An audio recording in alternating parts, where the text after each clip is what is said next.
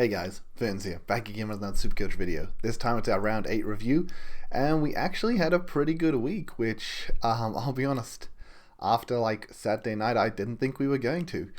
So we ended up putting out a 24-37. We moved up 1,900 places, and we're just above that 4K mark at 4,093. So once again, just trending in the right direction. Team's clearly doing well. Everything seems to be going pretty right at this point, so it's pretty nice. Um, Look, I really didn't expect this to go so well. I didn't expect such a big score. Now, just for everyone, I didn't see Sunday's games. I actually went and watched Guardians of the Galaxy at 5. I did hear the Pies won, so that's the most important part in my opinion. And then I turned on the Supercoach and saw that I had a massive score after the game, and I was like, wait, what? What happened here? I did think everyone else probably had a massive score too. I was trending for about a 2,200. Saying that, Marshall was on my bench, so really it's a 2,300, assuming he's going to get like 100 points. And I didn't really think that would be good enough. I saw a lot of people around me looking at 2,400, and I thought, man, really going to drop this week. And then, yeah, then I turned it on, and Zeeble sort of happened, and I was like, what? And I just don't know if people weren't on him or something, but I seen him have this massive jump. I did see that Ridley got injured as well, so that hurt a lot of people. I do know a lot of people that started Ridley in the top, percent, and just obviously having the field that really hurt. But we'll jump into it. We'll have a look at it. We see once again 6 out of 7 wins. Congrats to Darcy out there who topped me in my mates league. Yeah, she just got me good. She did have the Bont captain, and technically the difference in captain meant that I would have lost by a point anyway, but yeah, well done, well done. But yeah, let's jump into it and look at everything that I guess went right for us. First of all, we just had some really good loophole setups. So because it didn't really matter on the Friday night, it was basically just Chincotta versus Wilmot, and we obviously put the bet on Chincotta, who'd been playing really well, obviously on that 75 average. In the midfield, though, we did have the ability to loophole Ashcroft, so I thought we might as well do it. If Ashcroft has a down game, we could go pretty big here. He had a down game, and I was kind of 50-50 on that because I knew people were moving on him. So I was like, okay, so some people just didn't get that at all. And for the ones that did, they probably fielded it. And I thought, that's not too bad. Maybe I can pick up some extra points with Angwin on field. Ends up 4 points less. So, it doesn't really matter too much at the end of the day. Bit unfortunate, Angwin did hurt his ankle. I didn't actually see this game. I was driving and listening to it on Triple M. Obviously, that meant that I couldn't see the Hawthorn game at all, just because they were at the same time, so you can only really listen to one at a time. Obviously, our Hawks got flogged, though. But yeah, he did his ankle, I heard, I believe, with 13 or so minutes left on the clock, and I don't think he played at the end, which really unfortunately could have pushed maybe a bit above Ashcroft, but really it's splitting hairs there. It's really not a big deal. And then same with the forward line, we had the ability to loop Chandler as well, and honestly he got the 57 and I was pretty happy with that. I know Seamus Mitchell had 2 big round 1s and 2s where he got like 70 points, but after the sub last week I kind of just lost faith, and 57's really not bad. I was like, I'll just bank that, it's fine. Once again, splitting hairs, it's 3 points there. So with using these loopholes, I gain 3 there, lose 4 there. It's 1 point, really didn't matter. So yeah, not a big deal there. Now with this, sorry, I just want to look at how these games ended up playing out. So okay, oh well, we actually got pretty comfortably over Sydney. I did see the half-time score, just because Guardians was starting at 5, so I saw the score then. And Port got up in a close one. Oh yeah, not bad there from Port. Awesome for fucking Zeeble here to go 179. That's crazy. That's actually nuts. And a real big bounce back for Sheasel, so anyone that moved on him is going to feel bad. Collingwood gets up with great, and then Goulden has a massive game too, and I know people are moving on Goulden, which I just thought was nuts, honestly.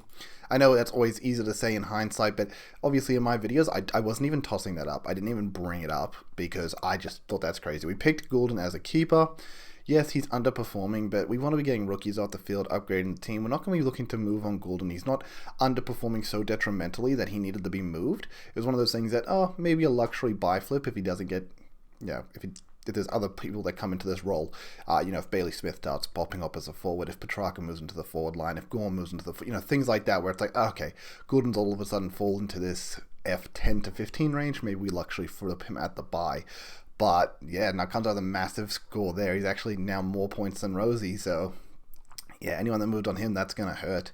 But yeah, this is just where I guess my massive scores came from. We had Merritt on the Sunday, Goulden, we had Sheasel, we had Zeeble, we had Sinclair. Yeah, just all pumping out. Obviously, I expect, around about this 100 from Sinclair. Zeeble wasn't expecting that. Sheasel obviously did amazing. Wasn't too sure since he'd been a bit up and down, but there were to Saints who bleed points to defenders.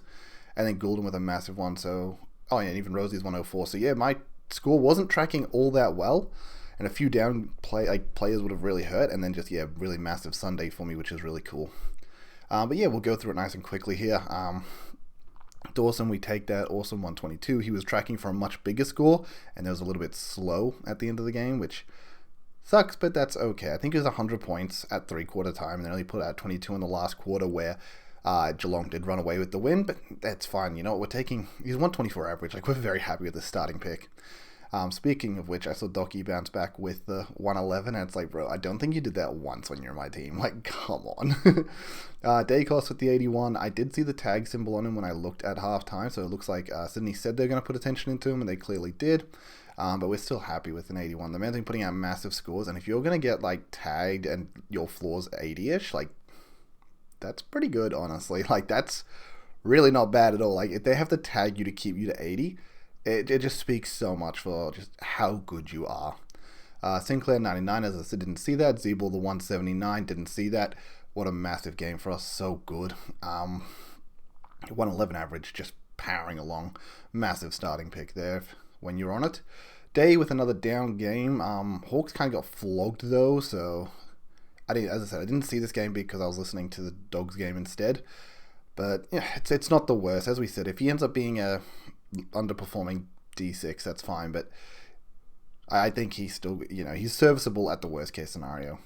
Bont with a massive game. Didn't see this coming. I really thought Giants were going to put more into them, and I think they even said that they were going to put time into Bont, but he just went absolutely crazy on them. Had so many disposals, was just going nuts. So yeah, that was really cool. And then this is what probably catches everyone off. They see Petrarca in my team. Now, I obviously wanted to bring in Oliver. If I brought in Oliver, he outscored Petrarca by 15 points. He would have had the captaincy. It would have been about 30 points extra in the week, which would have been pretty nice. But I was listening to the pod with JD. Eno actually is what really convinced me on this. I know JD did talk about this the week before. I remember I had it on in the background when they were doing their talk, and he's talking about how he's such a downhill skier and he's really going off. And you know what? He probably could have convinced me on it. I know he convinced me on Hall 2 years ago before he even went on Hall. He put out the video, he talked about it, he said he's going to give it a week. I ended up going that week because he convinced me on it. And maybe if I paid more attention to that pod, I could have done it. I remember listening to it, and the missus got home at the time, and I ended up turning it off not long after that, and I just never got back to the pod. But Petrarca had the big week last week, and then Eno sort of just convinced me this week, where it was like, look, Petrarca's not even a bad M8. Right now, he wouldn't even be M8 on my team. He's performing better than Green, Merritt. He's performing really well, a really high scorer for points overall. So he's coming in at probably an M5 range sort of thing, M6, M5. Worst case scenario, if the man ends up on an M8, whatever. The only reason he'd end up in an M8 is because he probably got more forward time. If he's getting more forward time, then what? He gets the forward line flip? It was really a no-risk, high-reward situation. You're bringing in Petrarca, no risk involved in that because he's completely serviceable in the mid, but then there's the high reward of if for some reason he ends up with forward eligibility, obviously that might detriment his scoring a little bit if he spends a bit more time forward, but you just end up with huge reward because as we can see, he's averaging more than Dunkley. He's definitely a top F3 at minimum, and he almost becomes a must-have for a lot of people. And when the DPP comes out in a few weeks' time, if he ends up getting it, he's going to be 650-ish K, and you're not going to be able to afford him. He's going to be too expensive. So it just seemed like it had to be a must-have week to get on him, and if not, he's just going to have to be a last upgrade for you or even a miss. And yeah, we jumped on him, got a good score. We're very happy with the 122. With the captaincy too, as you guys know from last week, I was way too scared that there wasn't a good captain option to really put it on. I was actually honestly tempted to take Toronto's 118 and decided, I'll just put it on track. He's going to come out. I thought Melbourne would definitely run away with this game, but Gold Coast just stayed in it. Once again, I was actually driving in that game too, so I was listening to it. McPherson obviously missing the goal at the end there, so they go down by 5. But yeah, I mean, I'm happy with the score he put out in a competitive game. Obviously means he potentially played more midfield time. I haven't really checked that out. Means less likely to get that forward line DPP. But as I said, worst case scenario isn't a bad scenario. Like, that's still completely good. So yeah, there was just no risk, high reward. Why wouldn't I bring him in? Where Oliver's price wasn't going to fluctuate. If I leave Oliver a week, he went down 500. I expected that, honestly. I didn't expect him to move down much. I didn't expect him to move up much. He went down 500, so he's basically the same price. Track went up. How much did Track even go up at the end of the day? But I think he went up about 30k. So getting Track the next week. Say I bring in Oliver this week. Yes, 30 points lost, but potentially 30k. And it's just not going to load, so we're not going to worry about that.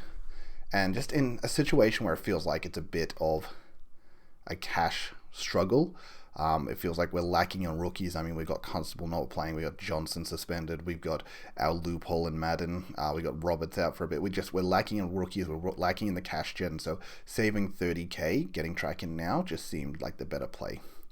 So yeah, that's why I went for Track. Now, I know I spent a lot of time talking about him. Someone I'm not going to spend any time talking about because I'm just so frustrated at them is Lachie Neale. Oh my goodness. This is just very frustrating because we've had him for 3 weeks now. I could bring up his 3-week average. I mean, we can just probably work it out by math. It was 200 points last week, so he's going to be in 263. So he's averaging just under 90 in our team. It's like an 87. Fuck me, that is shit. Sorry, 87.6, I think, specifically. If we wanted to, whatever, just round that. You get the point. Super annoying. We played big bucks for Lachie Neale, and everyone's going to get him in super cheap, and he just has underperformed in our team, and there's just, obviously hindsight's hindsight, but fuck me, that's annoying to see that from him. And that really stopped me from getting a massive score. If you put him out for a lot of other premiums, Jelly, obviously Oliver, even Laird, just the extra 40 points on field, boom, that's massive. Just so fucking annoying. Sorry to swear so much about that. It's actually so frustrating. God damn it, Neale. Obviously in retrospect then, Neale has a down game, Ashcroft has a down game, and that means Dunkley has a massive game. So yeah, didn't see that coming really, but yeah, that's just what happens. Merritt 106, once again just being serviceable. Didn't see these games, but yeah, just being serviceable. Tom Green obviously listened to this game, and it sounds like he was just going off on them. He kicked 3 goals, 2 in the last quarter when it was extremely important, and the second I heard that I was like, let's fucking go. Yeah, no, we're really happy with Tom Green as a starting pick. It sucks that he missed a week there, but this is fine. We've got 3 midfielders premium there, so we're going to bring in Oliver on this. We've got to bring in Laird, potentially. He's a bit out of form right now, but let's just say Oliver, Laird, and then maybe Took. Speaking of Took, the other one that was going off in that game, sorry, not that game, but went off in the game before, Noah Anderson put out a 176. Jesus. That's insane. I just want to quickly jump over and look at this. So Noah Anderson ranked 8th overall. His 3-round average 140. What the hell? 5-round average 133. So what happened in his first few games here? He would have had a few down first few games and then just went bonkers. So yeah, 90, 90, 71, and then just goes ballistic. Which is crazy. I heard people talking about, is Anderson a pick because of his 144 last week with Took out of the team? Could he be an option? At the end of the day, I don't think he's an option. I think Took will come back and his scoring will subside down towards the more 100 average, and you're paying 600k from now, so it's just not worth it. But Oath, if anyone actually got on him with the Took injury for some reason, I don't know if you would have, because I'm pretty sure Took got injured in the North game and Anderson didn't have a good game, so I don't know if you would have gotten it there, but geez. I mean, 8th overall in total points, that's actually pretty nutty. Congrats to him, just really stepping up with Took away. Hopper 111, great. I don't know if people have been moving on him already, but it's really good for us that he's done that, which is awesome. Warple, I think he may be going for us this week. We're just going to look at the break evens. I think he's up to 85. He can definitely reach that, but they aren't in Melbourne. It's a good chance they just get pumped and he doesn't do anything. So he's probably on the chopping block here. Ashcroft into Essendon at the Gabba. I think I'll keep Ashcroft, honestly. And then Angwin, really annoying. Obviously hurt his ankle there. I don't know if he'll be playing this week because of it. I don't know the extent of that damage. So if he's actually injured, that's just so annoying. It's frustrating for those that went obviously Simpson over it. They spent the extra 40k. Simpson started like a house on fire, and I was really feeling the pain when he was like 57 at the half, and then he finished on like 66, so did nothing in the second half apparently. But yeah, you're happy with that score, and he obviously had a banger enough first half. You'd think he'd hold a position. So yeah, well, Angwin, on the other hand, doesn't look like. I'm not sure if he'll hold a position, even if he isn't injured. It's hard to say. It was just there wasn't really much for us to go for this week, unfortunately. I don't think there's anything for us to go for this week, unfortunately, too. Jumping down, Rucks. Darcy had a down game. Hawks are actually really restricting Rucks at the moment. Marshall had a pretty decent game. Cool. Toronto, really been pogging off. Super good pick. Dunkley finally did what we expected Dunkley to do. Rosie just seems to just keep carrying on each week. Cool, we're happy with that. As we mentioned, Goulden had the massive game. Sheasel, and then, we got the loop on the bench. Chandler over Seamus Mitchell. So, pretty quick through those, but yeah, as I said, I didn't really see most of those games, and I sort of talked about Dunkley before, and I talked about Toronto as well earlier, I think, so not going to go over those again. So, this week, captain options, what are we looking at? MCG, Melbourne. Track could generally be another option here, again, for us. We have Madden as a loop in the final game, so we can literally pick, like, anyone as our VC into our captain. Neil into Bombers. I'm pretty sure Neil eats Bombers every day. Eats them every time. Oh, man. Oh, okay. Last time wasn't a good game. So he went nuts, and then had a down game at the Gabba. That is a bit worrying. That's also another VC option. We could be looking at Track at a VC. We could be looking at Neil as a VC. But then who are we looking as a captain? Are we going to go Dacos captain into GWS? They could definitely put somebody with him. I feel like GWS has the team to do that. I don't think we put Goulden at all. I don't think we do Richmond. It's hard to look past Zeeble after such a big game, but Port let Dacos run all over them, so it's different though. It's very different with Dacos. And Carlton, I don't know, they let Dunkley go big on them, but they took Neil down a peg, which makes it kind of scary, and we know they have a really strong mid that usually eats up the Supercoach points. So it does become a bit hard. I don't want to risk the C with Neil because it's so annoying and frustrating that Neil had such a disappointing game. Because if he just has a decent game here, I'd probably trust Neil with the C. But because of this, I can't trust him with the C, which is very frustrating. But then Track, I think I'm fine to put the VC on Track, honestly. I do see Melbourne probably running over Hawthorn by a lot of points here. Yeah, I think I'm happy with the Track VC.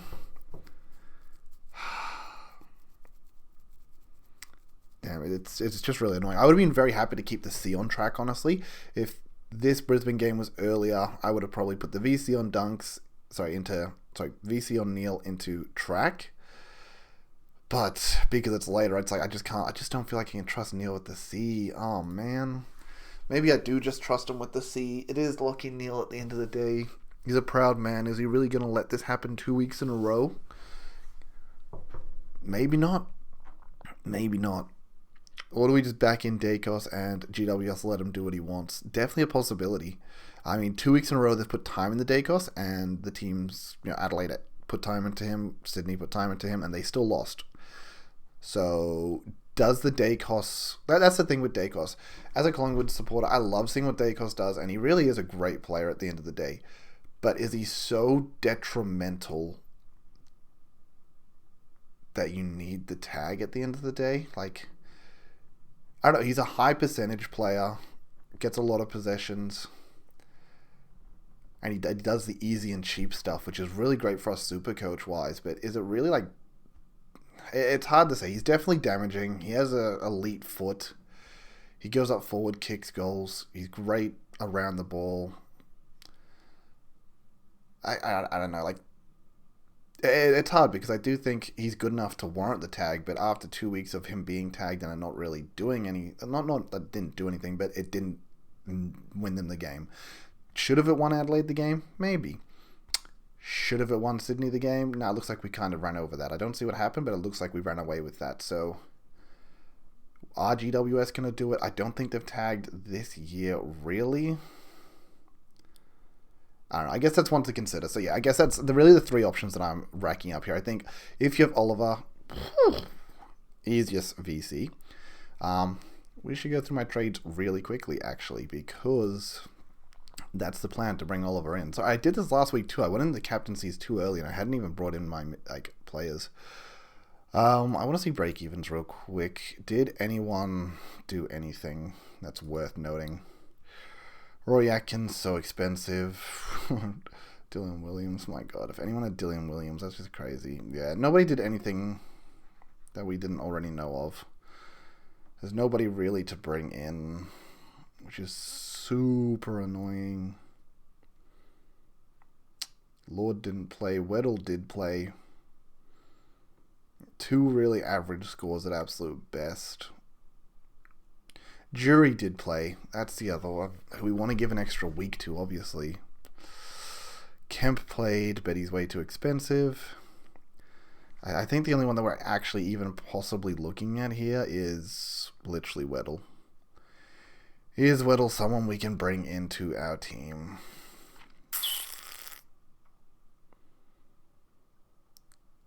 God, that's hard.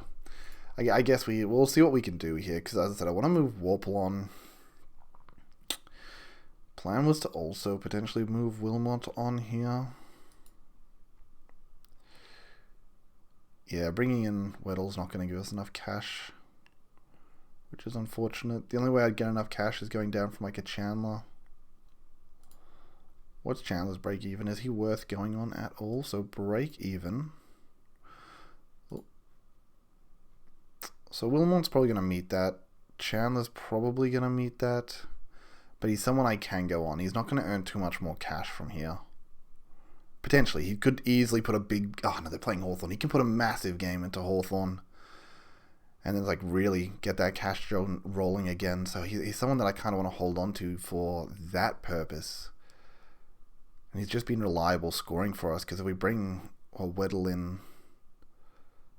I have to bring Zeeble down. So that's not really too bad. But then I have to play Weddle or Wilmot on field. Oh, that doesn't feel very good. Yeah, I guess the only other one I could go on is Ashcroft. But I kind of really wanted Ashcroft for the buys. That's the only annoyance there. Is I did want Ashcroft to carry through for the buys. If I was to move on Warple and Ashcroft here, yeah, I get Oliver in, but then I have to play Engwen or Davey on field, and that just doesn't feel very good. That just doesn't feel very good at all. I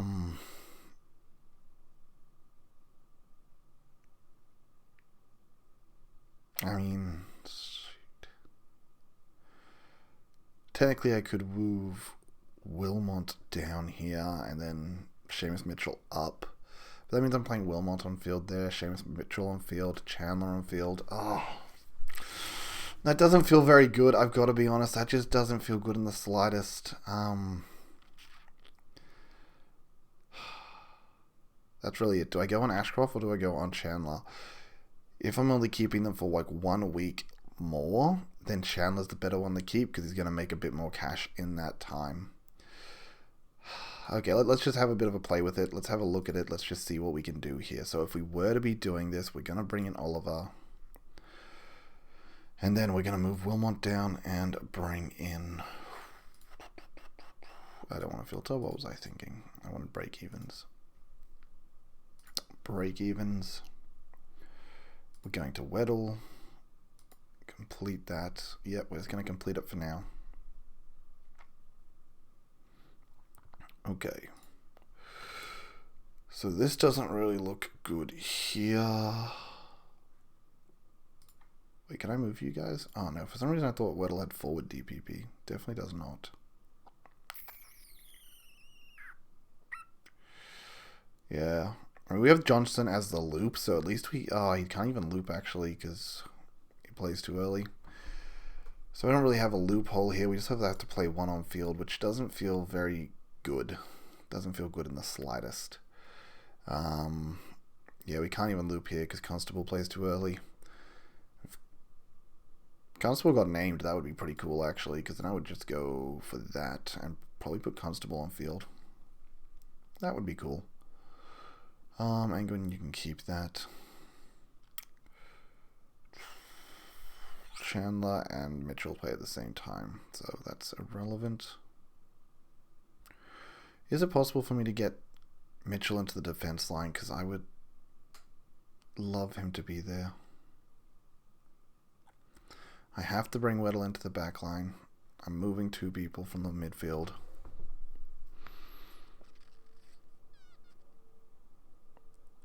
Yeah, I think it is possible. I just have to do this again. Sorry, 1 second, guys. Just really going through my thoughts here. I'm sure many of you have tuned out and probably turned the video off at this point, but I'm just going to quickly power through my thought process. So if I was to do it like this, move Chingota down, move Mitchell up, move Davey down. Awesome, and that's going to allow me to get Oliver and Weddle in. I did the same thing I did before. Whoopsie daisy. Break evens. Weddle. Not the preferred option. Maybe just the only one. I mean, we can keep our eye on the players that have already played 2 games, but it does question what their job security really is at this point. Cool. So we end up with Mitchell on field, which feels better than Weddle on field. The only thing I'd potentially change here is if Constable does play, maybe I go back to how it was set up previously. So we have, yeah, Seamus Mitchell, really not bad. Sincota, really not bad. And Chandler, really not bad. As well as set up, nope, can't even loop that because he plays too early. So we won't even bother looping it because just in case someone gets named as an out. Same here, no loops needed here, so yeah, just have to go in, but I'm pretty happy with those rookies. This doesn't actually feel too bad now. I hate having even Weddle in the team. He's only meant to earn 23k. Like, he's going to be a really slow burn, so it doesn't feel good with this cash situation. But Mitchell on field feels fine, Chincotta on field feels fine, Chandler on field feels fine, and the rest is pretty stable. Like, this feels pretty good. My only other question here is, do I even go Oliver captain? Once again, I'm paying up for like a big midfielder here, when I could go for someone like a Steele who's at a much cheaper price. Once again, something I need to consider if I'm even going to follow through with Oliver, because he just is so expensive. But if I don't get him now, when am I ever getting him? His break-even's 99. He's probably coming out with a 120 minimum. This could be the cheapest he is for a while. So I think maybe I do jump on him. Who actually scores better between Track and Oliver? Oh, man, that is the hard question. I do think I'll give it to Oliver here to downhill ski this all the way. As I said, that's a pretty safe C option.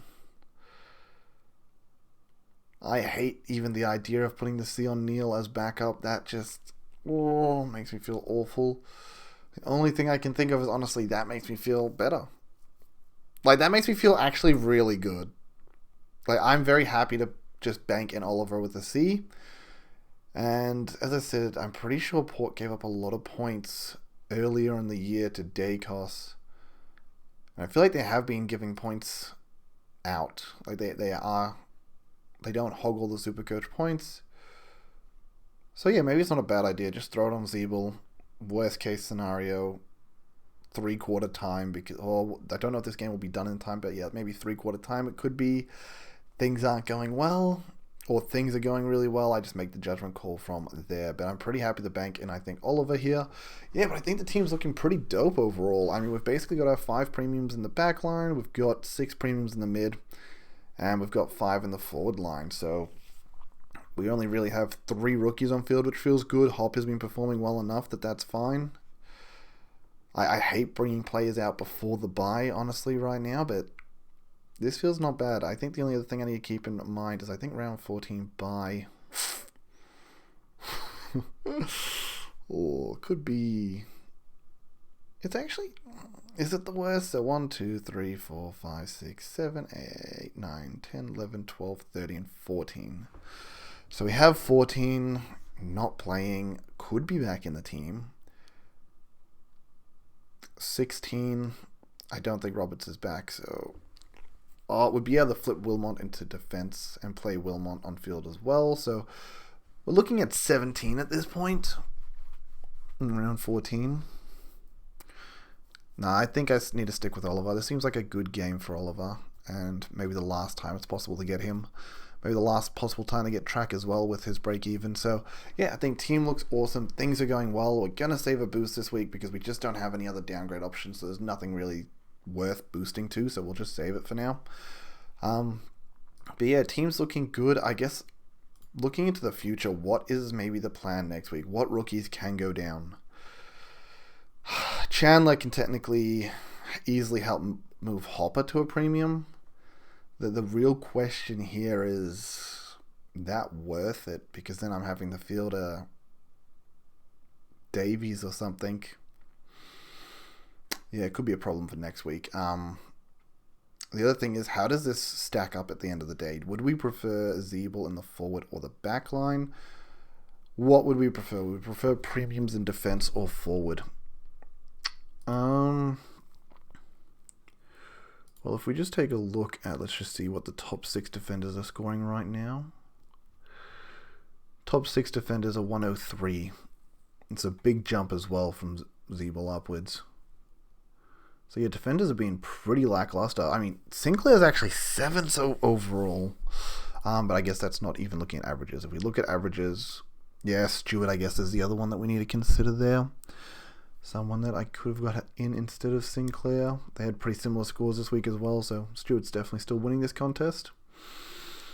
And so yeah, I would say about 103. Let's see what we're looking at for defenders. Sorry, for forwards. I mean, he's in the same position, Sheasel. He was 6 for forwards and he's 6 for defenders, so... But we do have Stewart there. Okay. So what I'm thinking right now is I'm actually pretty happy with the split between the two of them. If we were to bring Stewart into this, the only other thing to consider is if Sicily gets his act together, maybe he can come back here. But the other question here is, does Track end up with DPP? Does Gorn end up with DPP? Does, do these other players move into the forward line? Because if Track ends up in the forward line, then that's forward line done. I'm not touching a single forward. And that would mean more room for another mid. So, yeah, anyway, I'm going to wrap that up. Yeah, once again, just leave your messages, guys. Yeah, it was a good week of footy, I guess, for me at the end of the day. Good week of Supercoach, so I'm always happy with that. Team's looking healthy. I'm very happy with the progression. I think we're on track to hopefully maybe try and crack top 1K before buys, maybe. I think it could be possible. It might be a bit hopeful, but maybe we can. But yeah, leave the comments, leave your likes. Thanks for watching the video. I always appreciate anyone that watches, especially to the end through all my blabbering, because I'm sure most of you have probably tuned out long ago. So yeah, thanks everyone. Yeah, tell me how you went and tell me what you're looking at for trades, and I will give what help I can. Peace. Later.